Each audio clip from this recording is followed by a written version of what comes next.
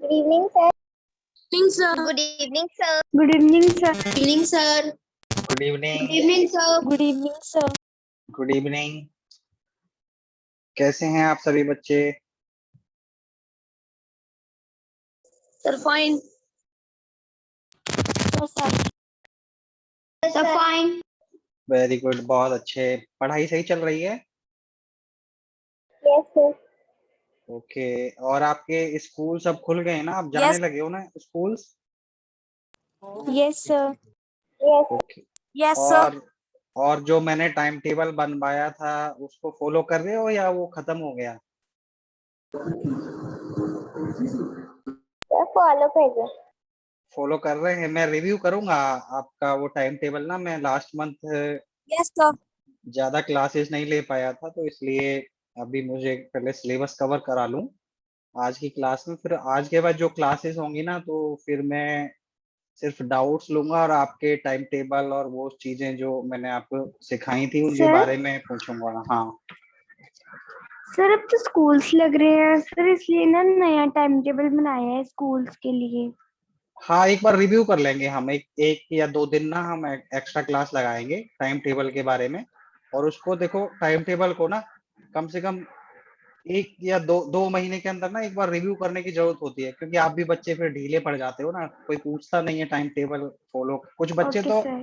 Self motivated रहते हैं, वो तो हमेशा जो चीजें एक बार बना ली फॉलो करेंगे। लेकिन कई सारे बच्चे ऐसे होते हैं ना, उनको बार बार याद दिलाना पड़ता है। तो हम उसको एक बार रिव्यू कर लेंगे, क्योंकि मैंने जुलाई में बनवाया था, अगस्त चला गया, अब सितंबर। तो एक या दो दिन की एक्स्ट्रा क्लास में करेंगे। तो अब हम शुरू करते हैं। मैंने आपको लास्ट क्लास में चैप्टर 5 पढ़ा दिया था, गलती से मुझे पढ़ाना 4 था, लेकिन वो स्लाइड्स नहीं थी। तो आज मैं आपको चैप्टर 4 भी करा देता हूँ, ठीक है? तो अभी मैं आप सभी को म्यूट कर दूंगा, फिर आप डाउट्स नोट कर लेना। तो लास्ट में हम डाउट्स ले लेंगे। बाकी टाइम बचेगा तो हम पुरानी क्लास के डाउट्स भी ले लेंगे, ठीक है? चलो, तो जो चैप्टर 4 है वो आपका एयर के ऊपर है, ठीक है? तो अब शुरू करते हैं। Our earth is surrounded by a huge blanket of air called atmosphere. All living beings on this earth depend on the atmosphere for their survival. It provides us the air we breathe and protects us from the harmful effects of the sun's rays. Without this blanket of protection, we would be baked alive by the heat of the sun during day and get frozen during night. So it is this mass of air that has made the temperature on the earth livable. तो इस paragraph में हमको क्या मिलता है सीखने के लिए? तो इसमें मेनली बताया गया है कि जो एयर है वो क्या बनाती है। वो एटमॉस्फेयर बनाती है, ठीक है? एटमॉस्फेयर बनाती है, तो वो एटमॉस्फेयर हमारे लिए क्यों इम्पोर्टेंट है, क्या हमारे लिए काम करता है वो? तो जो सन रेज हैं, सन की जो लाइट है, उसको, उसमें जो हार्मफुल चीजें हैं उनको हम उसमें से निकाल देता है, ठीक है? जैसे ओजोन लेयर है, तो वो जो आपकी हैजार्डस रेज हैं उनको ऑब्जॉर्व कर लेती है और हमको एक कंड्यूसिव एनवायरनमेंट प्रोवाइड करता है जिसमें हम लोग रह सकें। अगर हमारे चारों तरफ एयर का एटमॉस्फेयर नहीं होता, तो जैसा पैराग्राफ में लिखा है कि हमारी जो अर्थ है, डे टाइम में इतना ज्यादा टेम्परेचर हो जाता कि हम लोग पिघल जाते, मेल्ट हो जाते, और बल्कि कुकिंग हो जाती हमारी, और रात में बहुत ज्यादा ठंडा हो जाता। तो इसलिए जो एनवायरनमेंट है एयर से बना हुआ, वो हमारे लिए बहुत ही ज्यादा इंपॉर्टेंट है। आगे है एनवायरनमेंट की कंपोजिशन, जो एटमॉस्फेयर है उसकी कंपोजिशन। तो वो किस किस चीज से बना हुआ है? देखो, ये कार्टून है जो इसमें इस पिक्चर के अंदर दिखाया गया है, वो मतलब कि एक डायग्राम है, उसमें distribution of different different gases के बारे में बताया गया है। तो जो एटमॉस्फेयर है उसमें मेनली दो गैसेस होती हैं, आप सभी को पता है, एक नाइट्रोजन होती है और एक ऑक्सीजन होती है। लेकिन इसके अलावा एक तीसरी बहुत इंपॉर्टेंट गैस होती है, उसकी परसेंटेज बहुत कम होती है, लेकिन बहुत इंपॉर्टेंट है हमारे लिए, हमारे एनवायरनमेंट के लिए और हमारे जो भी लिविंग क्रिएचर्स हैं उनके लिए। और वो है CO2, कार्बन डाइऑक्साइड। 0.03% ही होती है, लेकिन उसके बिना ना तो कोई यहाँ पे प्लांट सरवाइव करेगा, ना हम जो खाना खाते हैं वो बनेगा, क्योंकि वो जो CO2 है वो सारे प्लांट्स को, ट्रीज को मतलब कि अपना खाने के लिए चाहिए होती है, खाना बनाने के लिए चाहिए होती है। ठीक है, जो उससे खाना बनाते हैं वो, और उसका जो आउटपुट हम होता है जो प्लांट्स का, ट्रीज का, उसको हम अपना खाना खाने के लिए इस्तेमाल करते हैं। तो ये जो एटमॉस्फेयर है इसमें मेनली दो गैसेज हैं। अगर परसेंटेज वाइज देखें तो नाइट्रोजन सबसे ज्यादा 78%, ऑक्सीजन 21%, और तीसरी इंपॉर्टेंट गैस है कार्बन डाइऑक्साइड, लेकिन कम पाई जाती है। उसके बाद आर्गन होती है, और फिर ऑल अदर गैसेज होती हैं, उसमें हीलियम भी होती है, उसमें थोड़ा सा हाइड्रोजन भी होता है। तो ये हमारी जो एटमॉस्फेयर है उसकी कंपोजिशन है बाय कंस्टिट्यूएंट्स। ठीक है, अब आगे क्या है, oxygen is the second most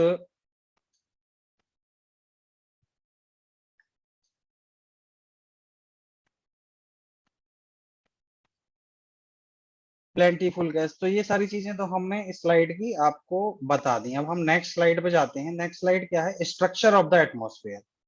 तो हमने क्या पढ़ा, एयर, एयर के बाद एटमॉस्फेयर, उसके बाद हमने पढ़ा एटमॉस्फेयर के अंदर उसके जो गैसेज हैं उनकी कंपोजिशन, किस रेशो में कौन कौन सी गैसेज हैं और क्या क्या गैसेज हैं। ठीक है, अब हम पढ़ते हैं स्ट्रक्चर ऑफ द एटमॉस्फेयर। तो जो हमारा atmosphere, our atmosphere is divided into 5 layers starting from the earth surface. These are troposphere, stratosphere, mesosphere and thermosphere and exosphere. तो क्या होता है कि जो हमारी अर्थ का सरफेस है उसके जस्ट ऊपर जो लेयर होती है, और जिसका अप्रोक्सीमेटली 13 किलोमीटर तक होती है, अर्थ के सरफेस से लेकर 13 किलोमीटर तक जो लेयर होती है उसको हम बोलते हैं ट्रोपोस्फेयर। और ये जो ट्रोपोस्फेयर जो लेयर है, ये जो लेयर है इसमें जो वेदर के जो फिनोमेनन होते हैं कि बारिश हो रही है, ठीक है, या फॉगिंग हो रही है, जैसे कई बार हम सर्दियों में देखते हैं कि फॉगिंग हो जाती है, हमें दिखता नहीं है कुछ चीज, ठीक है, और रेनफॉल हुआ, और कई बार जो मतलब कि हमारे जो इंडस्ट्रीज हैं या हमारे फील्ड्स हैं वहां पे कोई बर्निंग होती है, तो उसकी जो गैसेज हैं वो काली काली ऊपर उठती हैं। तो वो सारी की सारी जो वेदरिंग से रिलेटेड फिनोमेना है वो हमारे ट्रोपोस्फेयर में होते हैं। तो जो स्ट्रक्चर ऑफ द एटमॉस्फेयर है उसको कैसे समझ सकते हैं, 5 तरह के और 5 उसमें लेयर्स हैं एटमॉस्फेयर के अंदर। पहली लेयर है ट्रोपोस्फेयर। ट्रोपोस्फेयर 13 किलोमीटर तक होता है, और वो हमारे सारे वेदरिंग फिनोमेना को कंट्रोल करता है। वेदरिंग फिनोमेना सारे के सारे उसके अंदर ही होते हैं। उसके ऊपर जो लेयर होती है वो होती है स्ट्रेटोस्फेयर, और जो स्ट्रेटोस्फेयर है वो 50 किलोमीटर तक जाता है, ग्राउंड से लेके 50 किलोमीटर तक। लेकिन अगर हम नेट देखें कि भाई कितने किलोमीटर की इसकी हाइट होगी स्ट्रेटोस्फेयर की, तो 50 में से 13 हम ट्रोपोस्फेयर वाला माइनस कर देंगे, तो उतने हाइट तक हमारा स्ट्रेटोस्फेयर होता है, मतलब कि 37 किलोमीटर तक स्ट्रेटोस्फेयर होता है। ठीक है, इस लेयर के अंदर क्या होता है, क्लाउड्स नहीं होते हैं, और इसके अंदर कोई वेदर से एसोसिएटेड फिनोमेना भी नहीं होता है। ठीक है, making conditions most ideal for, तो इसमें क्या है कि जो हमारे एरोप्लेन्स हैं, तो जो हमारे एरोप्लेन्स हैं जो भी उनकी फ्लाइंग होती है, उनको हम जनरली, हमारे जो एरोप्लेन्स है 14-15 किलोमीटर ऊपर उड़ते हैं। क्यों? क्योंकि वहां पे कोई फॉगिंग नहीं है, कोई वहां पर ज्यादा क्लाउड्स नहीं है, कोई वहां पे वेदरिंग एक्टिविटीज नहीं हो रही हैं। तो इस लेयर में हम जनरली स्ट्रेटोस्फेयर में एरोप्लेन्स को उड़ाते हैं, और उनके लिए एक बहुत ही आइडियल लेयर होती है और आइडियल हाइट होती है। और इसके अंदर क्या होता है कि जो ओजोन गैस है वो ओजोन गैस इस लेयर के अंदर होती है। ठीक है, तो ये जो ओजोन गैस है ये बहुत इंपॉर्टेंट है, क्योंकि ये हैजार्डस रेडियस हैं उनसे हमें प्रोटेक्ट करती है। अब जो तीसरी लेयर है, आप इस पिक्चर में भी देख सकते हो, और पिक्चर में देखो एरोप्लेन बनाया भी गया है कि जो एरोप्लेन उड़ रहा है वो ट्रोपोस्फियर से ऊपर स्ट्रेटोस्फियर के अंदर उड़ रहा है। तो मतलब कि आपसे कोई पूछे कि भाई जो प्लेन्स हैं, एरोप्लेन्स हैं, वो स्ट्रेटोस्फियर में क्यों उड़ते हैं? क्योंकि वहां पे कोई भी वेदरिंग एक्टिविटी नहीं होती है, वहां पे कोई क्लाउड नहीं है, वहां पे कोई रेनफॉल वगैरह नहीं है, तो वहां पे कोई डिस्टरबेंस प्लेन के फ्लाइंग में नहीं होती है, तो इसलिए प्लेन्स वहां पे उड़ते हैं। और वहां पे ओजोन भी होती है। अब जो तीसरी लेयर है वो है मेसोस्फेयर। मेसोस्फेयर में क्या है कि इसका पहला तो वो ही हाइट वाला हो गया कि ये 50 किलोमीटर की, सॉरी 80 किलोमीटर, 80 किलोमीटर की हाइट तक होती है। और नेट अगर इसकी हाइट देखेंगे तो स्ट्रेटोस्फीयर 50 तक था, तो ये 80 तक है, तो 30 किलोमीटर की होगी। स्ट्रेटोस्फीयर से 30 किलोमीटर ऊपर तक मेसोस्फीयर होगा। और इसकी एक इम्पोर्टेंट खासियत है कि जब स्पेस से कोई मीटियोराइट्स आती हैं तो वो इस लेयर के अंदर ही बर्न होती हैं। जैसे ही इसमें एंटर करेंगे तो वो बर्न हो जाती हैं, उनको फ्रिक्शन होगा और वो बर्न हो जाती हैं। ठीक है। और जो सेकंड लास्ट लेयर है वो है थर्मोस्फेयर। तो थर्मोस्फेयर में क्या होता है कि इस जो लेयर है, इस लेयर के अंदर जो टेम्परेचर है वो बहुत ज्यादा होता है और हाइट के साथ साथ बढ़ता चला जाता है। ठीक है। और एक आयोनोस्फेयर होती है जिसके अंदर ना आयन पाए जाते हैं। तो जो आयोनोस्फेयर है वो बेसिकली थर्मोस्फेयर के अंदर ही होती है, और इसकी जो हाइट है वो 80 टू 400 किलोमीटर तक जाती है।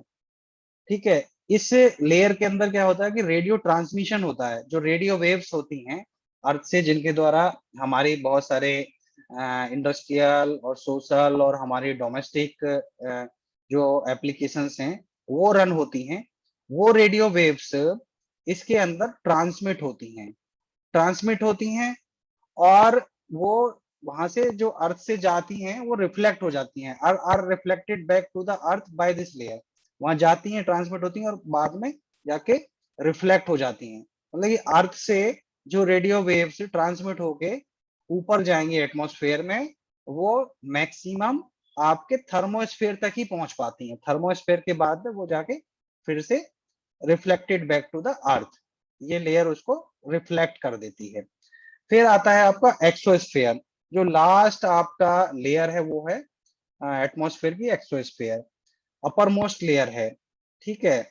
और इसमें क्या होता है कि बहुत ज्यादा थिन एयर की लेयर होती है, और उसमें बहुत लाइट गैसेज होती हैं, जैसे हीलियम और हाइड्रोजन ना, लाइटर गैसेज वहां पे जाके फ्लोट करती हैं। तो ये आपकी 5 स्ट्रेटोस्फेयर की लेयर हो गई। अब इनको हम याद कैसे कर सकते हैं? TSMTE, TSMTE ऐसे कर सकते हैं। ठीक है।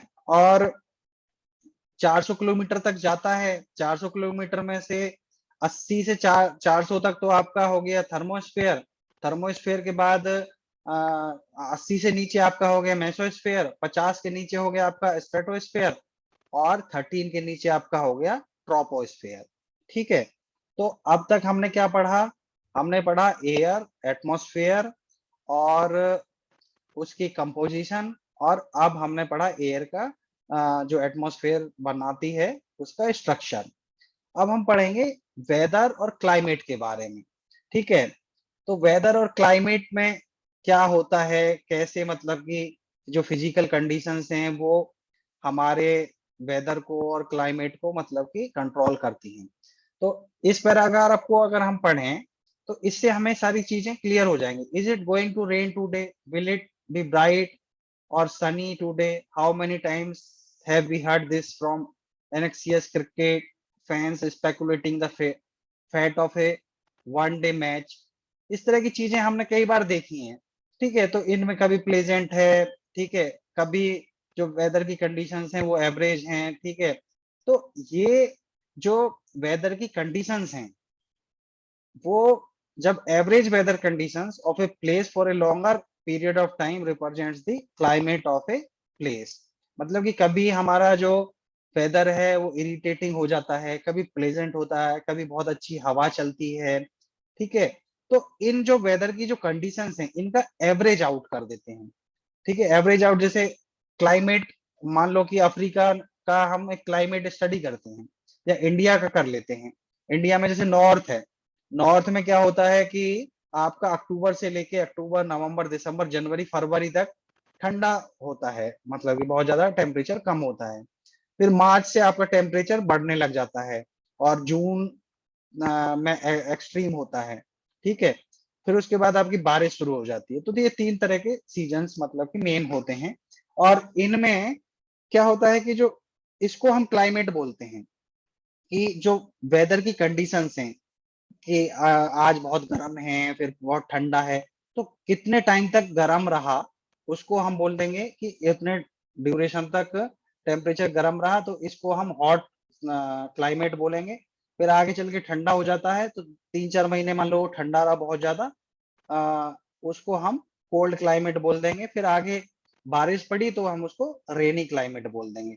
तो वेदर तो क्या हो गया कि हमारे आसपास किस तरह की चीजें हमको फील हो रही हैं, गर्मी, हमको ठंड, हमको ब्रीज, ठीक है। कई बार हमको बहुत ज्यादा स्वेटिंग आ जाती है तो हमको इरिटेटिंग फील होता है। तो ये जो कंडीशंस हैं एटमॉस्फेयर की जो हमको फील होती हैं, तो इनको तो ये तो हो गया हमारा वेदर। और average weather condition of a place for a longer period उसको हम बोल देते हैं क्लाइमेट, ठीक है। अब जो टेम्परेचर है वो इसमें क्या रोल प्ले करता है, तो temperature you feel every day is the temperature of the atmosphere. The degree of hotness and coldness of the air is known as temperature. तो अभी हमें गर्मी लग रही है, ठीक है, अगर हमने एसी चला लिया तो हम ठंडा लगने लग जाएगा। और ठंड आ जाएगी, जनवरी आ जाएगी तो बहुत ज्यादा ठंड लगने लग जाएगी। तो ये जो डिग्री है, किस डिग्री तक हमें कोल्ड लगता है, किस डिग्री पे हमें जाके हॉट लगता है, ठीक है, इस डिग्री ऑफ कोल्डनेस और हॉटनेस इसको हम टेम्परेचर बोलते हैं। और जो टेम्परेचर है उसकी एक पर्टिकुलर एक स्टैंडर्ड यूनिट होती है, तो वो क्या यूनिट होती है वो भी हम पढ़ेंगे, ठीक है। तो नेक्स्ट पैराग्राफ में क्या, the temperature of the atmosphere changes not only between day and night but also from season to season. Summers are hotter than winters. तो जो टेम्परेचर है दिन का वो तो चेंज होता ही है रात में, रात से जब सुबह होती है तो हो जाता है, लेकिन सीजन टू सीजन भी चेंज होता है। जैसे समर्स में बहुत ज्यादा गर्मी होती है, विंटर्स में बहुत ज्यादा ठंड होती है। और an important factor that influences the distribution of temperature is insolation. Insolation is the incoming solar energy intercepted by the earth. तो क्या होता है कि एक इंसोलेशन एक फिनोमेना है, एक साइंटिफिक फिनोमेना है, एक नेचुरल फिनोमेना है। इसमें क्या होता है कि जो हमारी सोलर एनर्जी है, कहाँ से आती है सोलर एनर्जी, हमारे सन से आती है, ठीक है। Insolation is the coming solar energy intercepted by the earth. तो अर्थ के द्वारा जो इंटरसेप्ट कर दी जाती है उस एनर्जी को हम बोलते हैं इंसोलेटेड एनर्जी, और उस फिनोमेना को बोलते हैं हम इंसोलेशन, ठीक है। अब ये इंसोलेशन क्या रोल प्ले करता है, the amount of insolation decreases from the equator towards the pole, therefore temperature decreases in the same manner. Now do you understand why poles are covered with snow? तो देखो ये insolation है कि जो solar energy आई वो intercept कर रही है हमारी अर्थ के द्वारा, और इसका जो डिग्री ऑफ इंसोलेशन है ये हमारा पोल्स की तरफ कम होता चला जाता है। तो जितना ज्यादा उसका इंटरसेप्शन कम होता चला जाएगा, इंसोलेशन कम होता चला जाएगा, अमाउंट ऑफ इंसोलेशन कम होता चला जाएगा, उतना ही टेम्परेचर हमारा कम होता चला जाता है। तो ये रीजन होता है कि क्यों हमारा पोल्स की तरफ जाते हैं तो टेम्परेचर कम हो जाता है। और दूसरा हमने पिछले चैप्टर्स में पढ़ा था और पिछली क्लास में भी कि जो हमारा इक्वेटर है वहां पे मिड डे सन एकदम स्ट्रेट होता है, तो वहां मैक्सिमम टेम्परेचर आता है, मैक्सिमम एक्सपोजर होता है डे टाइम में। लेकिन जब हम ऊपर की तरफ चले जाते हैं तो वहां पे जो सन की रेज हैं उनका जो एंगल है वो चेंज होता चला जाता है, डिक्रीज होता चला जाता है, तो वो स्ट्रेट नहीं पड़ पाती हैं, स्लैंटिंग वे में पड़ पाती हैं, तो उनकी इतनी ज्यादा हीट नहीं होती है, ठीक है। अब ये टेम्परेचर हमारे एटमॉस्फेयर का एक इम्पोर्टेंट पैरामीटर है। अब जो दूसरा इंपॉर्टेंट पैरामीटर है वो है एयर प्रेशर। तो अब हम एयर प्रेशर के बारे में पढ़ेंगे कि एयर प्रेशर होता क्या है। तो एयर प्रेशर क्या है, और देखो हमारी बॉडी पे जो एयर है आसपास की वो एक प्रेशर लगाती है ताकि हम इस बॉडी को कैरी करते हैं। ठीक है, हमारी बॉडी एक प्रेशर लगाती है, हमारी बॉडी में बहुत सारी एक्टिविटीज होती हैं, जैसे ब्लड फ्लो कर रहा है। ठीक है, तो हमारी बॉडी अंदर से बाहर की तरफ एक प्रेशर लगाती है। अगर बाहर प्रेशर ना हो ना तो हमारा खून बाहर निकल जाए, हमारी नसें फट जाएं। समझ रहे हो ना, ऐसा हो सकता है अगर हम बाहर का प्रेशर, एयर देखो आप कितनी हेल्पफुल है, एटमॉस्फेयर हमारे लिए कितना हेल्पफुल है, कितना यूजफुल है। अगर ये ना हो ना तो हमारी बॉडी का सारा ब्लड बाहर हो जाए, ब्लड वेसल्स फट जाएंगे, नसें फट जाएंगी और हम खत्म हो जाएंगे। तो हमको हमारी बॉडी को एक शेप जो मिली हुई है, हमारी बॉडी जो इस शेप में वर्क करती है दिन रात, इसमें एयर प्रेशर का बहुत बड़ा रोल रहता है। ठीक है, अब हम देखते हैं कि हाइट के साथ ये कैसे चेंज होता है। ठीक है, तो you will be surprise to know that air above us presses us with a great force on our body. However, we do not even feel it. This is because the air pressure presses us from all directions and our body exerts a counter pressure. तो इसलिए देखो हमें, क्योंकि चारों तरफ से हमारे ऊपर ये प्रेस करती है, एक प्रेशर डालती है और हमारी बॉडी भी काउंटर करती है, तो इसलिए हमको फील नहीं होता। लेकिन जब हम लोग ना स्पेस में जाते हैं तो स्पेस में होता है वैक्यूम, अगर वहां पे हमारे पास स्पेस सूट ना हो ना तो समझ लो कि हमारे चिथड़े उड़ जाएं। हम जैसे ही एंटर करेंगे खत्म स्पेस के अंदर, क्योंकि वहां वैक्यूम है, हमारी ब्लड वेसल्स फट जाएंगी और हम खत्म। लेकिन अर्थ पे ऐसा नहीं है, अर्थ पे हमारे चारों तरफ वन एटमॉस्फेरिक प्रेशर रहता है जो ह्यूमन के सर्वाइवल के लिए सफिशिएंट होता है। ठीक है, air pressure is defined as the pressure exerted by the weight of air on the earth's surface. As we go up the layers of atmosphere, the pressure falls rapidly.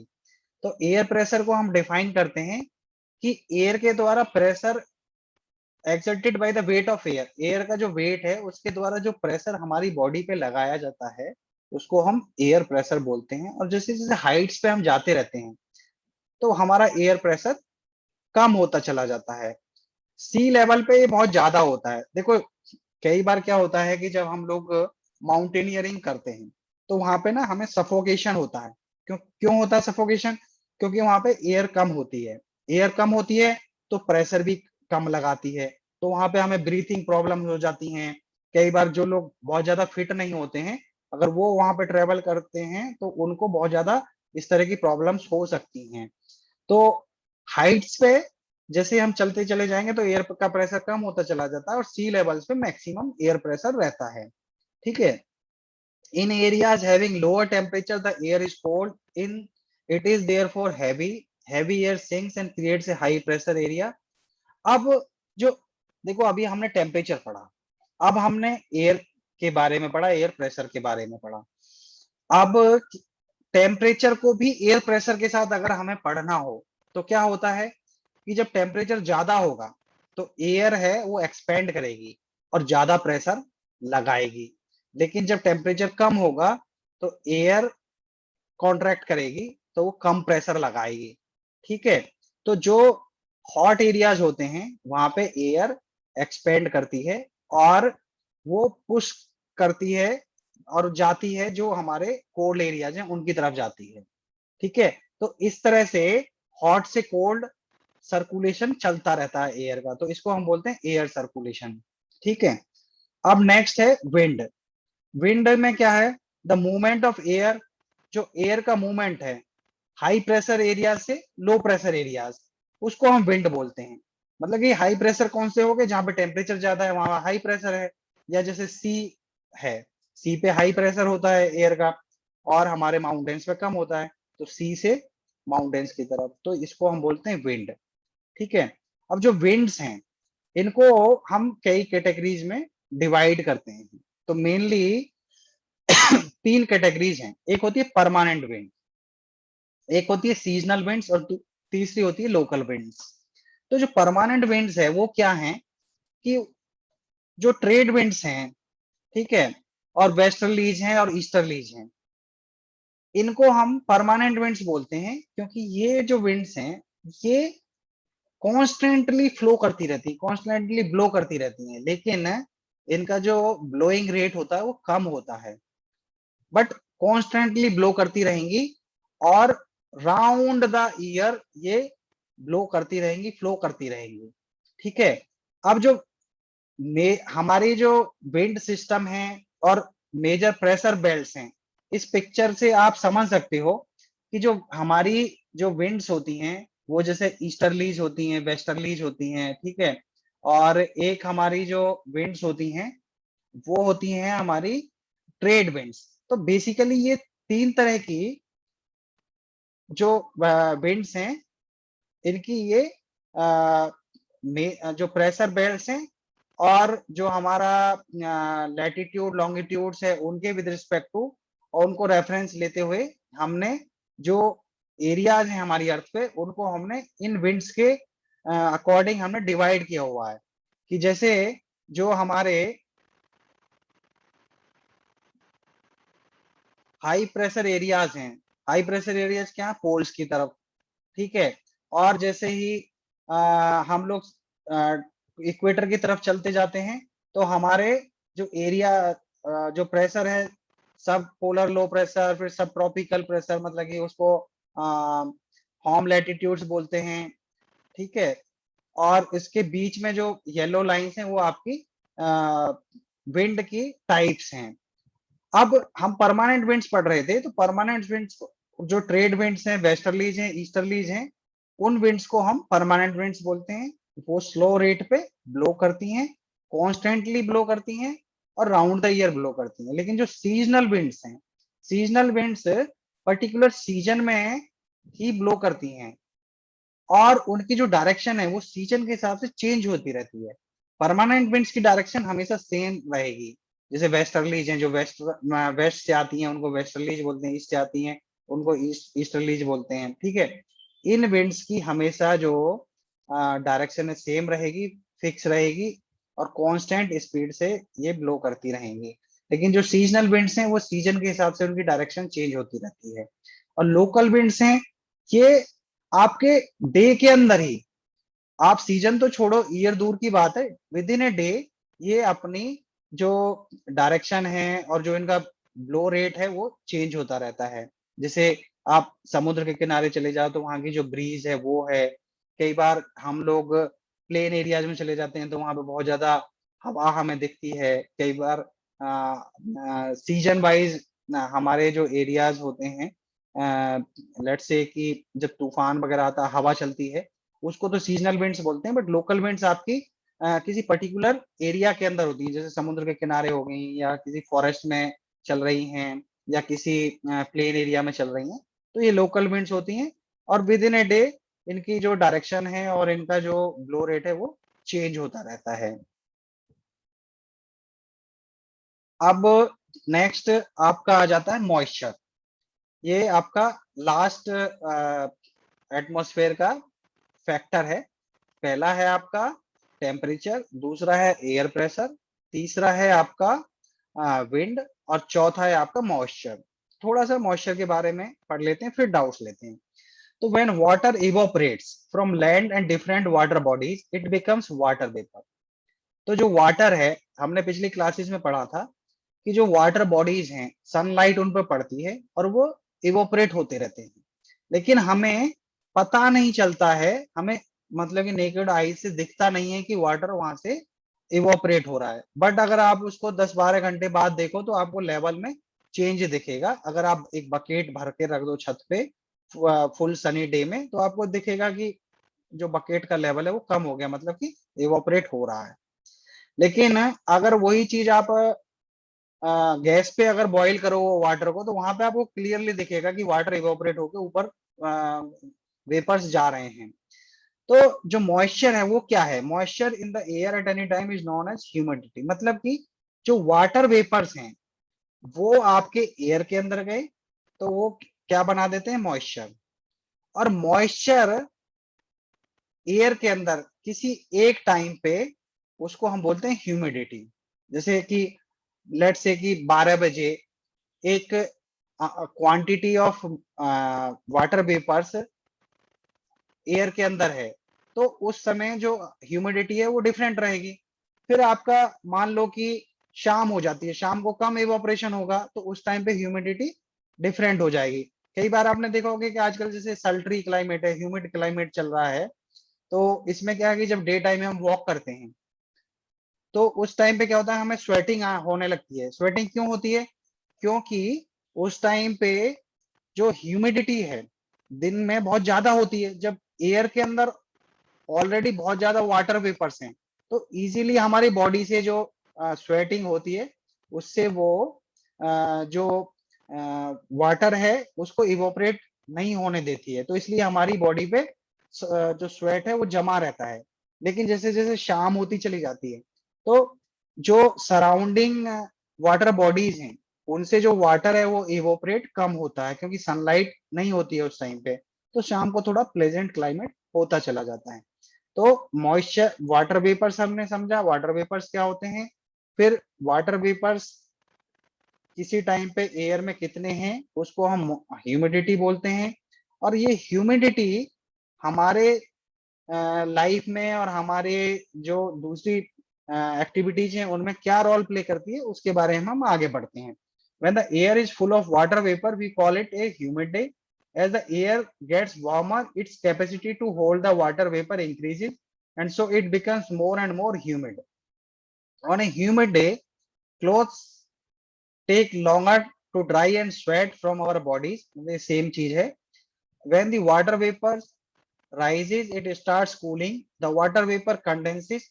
तो अब देखो, मोटे मोटे तौर पे हमने समझा था कि जो वाटर है वो इवोपरेट होता रहता है, लेकिन जैसे एयर साइकिल अभी हमने समझी, तो ऐसे ही वाटर की भी एक साइकिल होती है, और उसको ये जो मॉइस्चर के थ्रू वो कंट्रोल होती है कि आपका जो वाटर है वो इवोपरेट हुआ, इवोपरेट होके वो मॉइस्चर एयर में गया, वहां से जाके फिर ह्यूमिडिटी हमें पता चली, और उसके बाद जब ये वाटर वेपर्स राइज होते चले जाते हैं, ऊपर जाते चले जाते हैं, तो वहां पे टेम्परेचर कम होता चला जाता है, तो वहां पे ये कंडेंस होने लगते हैं। कंडेंस मतलब कि गैस से लिक्विड में ये कन्वर्ट होने लगते हैं, मतलब एक फेज से दूसरे फेज में होने कन्वर्ट होने लगते हैं, कंडेंस होने लग गए। फिर उसके बाद क्या होता है कि वहां पे ये वाटर के ड्रॉपलेट्स बना देते हैं। फिर ये ड्रॉपलेट्स का साइज बढ़ता रहता है, बढ़ता रहता है। जब इनका साइज एक लिमिट को क्रॉस कर जाता है तो जो क्लाउड्स हैं वो इनको कैरी नहीं कर पाते, और वो क्लाउड्स वहीं पे गिरने लगते हैं, और उस फोनोमेना को हम बोलते हैं रेन, बारिश होने लग जाती है। ठीक है, उसके बाद becomes to heavy jet planes flying in the sky leave a white trail. अब देखो, एक इंटरेस्टिंग ऑब्जर्वेशन आपने करी होगी कि जो जेट प्लेन्स होते हैं, कई बार कोई प्लेन उड़ रहा है स्काई के अंदर, तो उसमें क्या होता है कि पीछे ना एक टेल छोड़ते चले जाते हैं। प्लेन आगे चला जाता है लेकिन पीछे बहुत एक लंबी टेल रह जाती है। वो क्यों रहती है? क्योंकि जो जेट प्लेन है उसकी जो एग्जॉस्ट गैस है वो जैसे ही बाहर निकलती है वहां टेम्परेचर बहुत कम होता है, कंडेंस हो जाती है, क्योंकि उनमें वाटर भी होता है और भी जो दूसरे गैसेज होती हैं वो कंडेंस हो जाती हैं, कूल डाउन हो जाती हैं। और जब तक वहां पे एयर ब्लो ना करे तब तक वो जो व्हाइट लेन मतलब कि लाइन है और टेल है व्हाइट कलर की, वो बनी रहती है। ये एक बहुत इंटरेस्टिंग फिनोमेना है। बहुत सारे बच्चों ने आप में से ऑब्जर्व किया होगा, जिसने नहीं किया वो आप एक बार करके देखना। कभी आपको इस तरह का जेट प्लेन जाता देखे तो आपको ये व्हाइट टेल दिखेगी। ठीक है, तो हमने एयर के बारे में पढ़ लिया। अब हम इसको समराइज कर लेते हैं। एयर, एयर के बाद एयर एटमॉस्फेयर, एटमॉस्फेयर की कंपोजिशंस, मेन मेन गैसेस क्या होती हैं। फिर एटमॉस्फेयर की हमने टाइप्स पढ़ी। टाइप्स पढ़ने के बाद हमने एटमॉस्फेयर के इंपॉर्टेंट फैक्टर्स, फैक्टर्स में आपके थे टेम्परेचर, एयर प्रेशर, विंड और मॉइस्चर। तो इसके साथ हमारा ये चैप्टर कंप्लीट होता है। तो अभी हमारे पास 4 मिनट्स हैं, मैं आपको अनम्यूट कर रहा हूँ और हम डाउट्स ले लेते हैं। बाकी डाउट्स नेक्स्ट क्लास में ले लेंगे। तो आप हैंड रेज कर लीजिए और उसके अकॉर्डिंगली फिर हम डाउट्स ले लेंगे। हाँ लक्ष्मी, आप बताओ आपको क्या डाउट है। लक्ष्मी,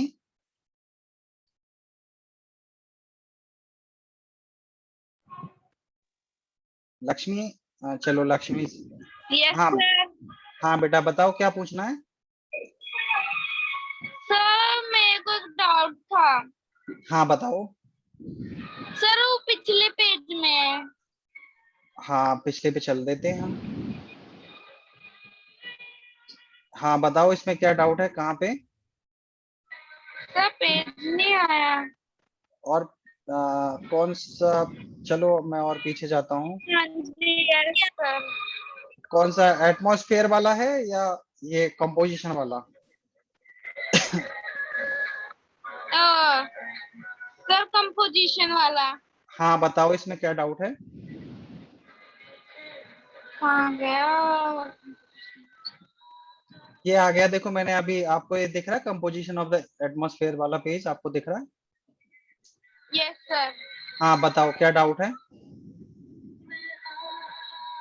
सर ये समझ नहीं आया था मेरे को, आपने चलो क्या समझाया। हाँ मैं बता देता हूँ कि जो एटमॉस्फेयर है ना बेटा, एटमॉस्फेयर के अंदर ना क्या कंपोजिशन है, यस क्या कंस्टिट्यूएंट्स हैं। तो मेनली गैसेज होती हैं। तो गैसेज में ओके। भी दो गैसेज इंपॉर्टेंट होती हैं, एक तो नाइट्रोजन और ऑक्सीजन। ये दोनों ना वॉल्यूम वाइज इंपॉर्टेंट है, क्योंकि सबसे ज्यादा नाइट्रोजन का परसेंटेज होता है और सेकंड नंबर पे ऑक्सीजन का परसेंटेज होता है। लेकिन अगर यूजफुलनेस वाइज और यूसेज वाइज देखें तो तीसरी गैस है कार्बन डाइऑक्साइड, क्योंकि ये इतनी इंपॉर्टेंट गैस है ऑक्सीजन के बाद कि इसके बिना हमारा खाना पीना नहीं बनेगा। ठीक है, इसके बाद फिर जो चौथी गैस है वो आर्गन है, जिसका हम बहुत सारी इंडस्ट्रीज में यूज करते हैं। और फिर बहुत सारी दूसरी गैस होती हैं, जैसे हीलियम हो गया, हाइड्रोजन हो गया, ओजोन हो गया। ठीक है, तो ये कंपोजिशन है। इसमें बताओ और क्या समझना है आपको, क्लियर हो गया। यस सर क्लियर हो गया। ठीक है, आप हैंड डाउन कर लीजिए। अब रूहानी आपको क्या पूछना है, रूहानी। एक सर यूनिट डे पे सर एयर की वाटर होल्डिंग कैपेसिटी जो होती है वो इंक्रीज होती है डिक्रीज। देखो एयर की जो वाटर होल्डिंग कैपेसिटी है वो आपकी हाइट जैसे जैसे वो दो तीन चीजों पर डिपेंड करती है। एक तो होता है, डे पे एक पूछता है एक तो क्या पूछा है आपने। सर ह्यूमिड डे पे एयर की वाटर होल्डिंग कैपेसिटी इंक्रीज होती है डिक्रीज। नहीं, ह्यूमिड डे पे उसकी क्या होता है कि जब टेम्परेचर ज्यादा होता है, ठीक है, टेम्परेचर ज्यादा होगा तो एयर की जो वाटर होल्डिंग कैपेसिटी है वो बढ़ जाएगी। ठीक है, और वो ह्यूमिड डे पे काफी वाटर मतलब कि होल्ड कर सकती है। सर हमारे ना एक क्वेश्चन है कि जो हम्म क्लोथ्स है वो ह्यूमिड डे पे क्यों टाइम लेते हैं ज्यादा सूखने में, तो सर हमें लिखवाया है